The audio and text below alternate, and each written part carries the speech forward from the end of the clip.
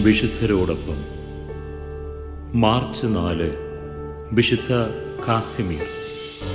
പോളണ്ടിലെ രാജാവായിരുന്ന കാശ്മീർ തൃതീയൻ്റെയും ഓസ്ട്രിയയിലെ എലിസബത്ത് രാജകുമാരിയുടെയും 13 മക്കളിൽ മൂന്നാമത്തെ ആളാണ് കാശ്മീർ രാജകുമാരൻ.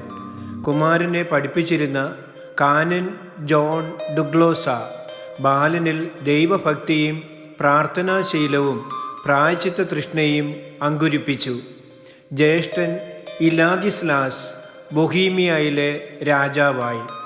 അനുജൻ ജോൺ ആൽബർട്ട് പോളണ്ടിൽ പിതാവിൻ്റെ പിൻഗാമിയായും വാണു. കാശ്മീർ തൻ്റെ ഗുരുവിനെ അനുകരിച്ച് യൗവന കുസുമം ദൈവസ്തുതിക്കായി കാഴ്ചവെച്ചു. കൊട്ടാരത്തിലെ സുഖജീവിതം പരിത്യജിച്ച് പ്രാർത്ഥനയിലും പ്രായശ്ചിത്തത്തിലും ആനന്ദം കണ്ടു. പീഡാനുഭവ ധ്യാനം അദ്ദേഹത്തെ ദൈവസ്നേഹത്താൽ നിറച്ചു.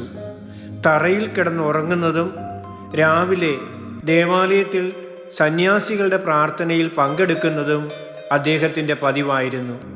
ബലിപീഠത്തിലെ കൂദാശയും ദൈവമാതാവിനോടുള്ള അദ്ദേഹത്തിൻ്റെ ഭക്തിയും എടുത്തു പറയത്തക്കതാണ്.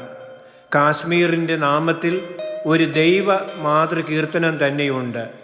15-ാമത്തെ വയസ്സിൽ ഹംഗറിയിലേക്ക് ഒരു സൈന്യത്തെ നയിച്ചെങ്കിലും സമരം ചെയ്ത് രാജസ്ഥാനം നേടാതെ മടങ്ങിപ്പോന്നത് പിതാവിന് ഇഷ്ടമാകയാൽ ഉടനടി ക്രാക്കോയിലേക്ക് മടങ്ങാതെ ഡോബ്സ്കിയിൽ താമസിച്ച് പ്രായശ്ചിത്തം അനുഷ്ഠിച്ചു പോന്നു.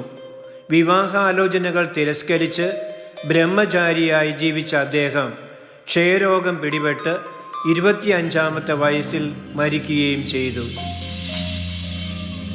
ലോക സന്തോഷങ്ങൾ മായയാണെന്ന് മനസ്സിലാക്കുന്നവർ ആധ്യാത്മിക ജീവിതത്തിൽ പുരോഗമിക്കും.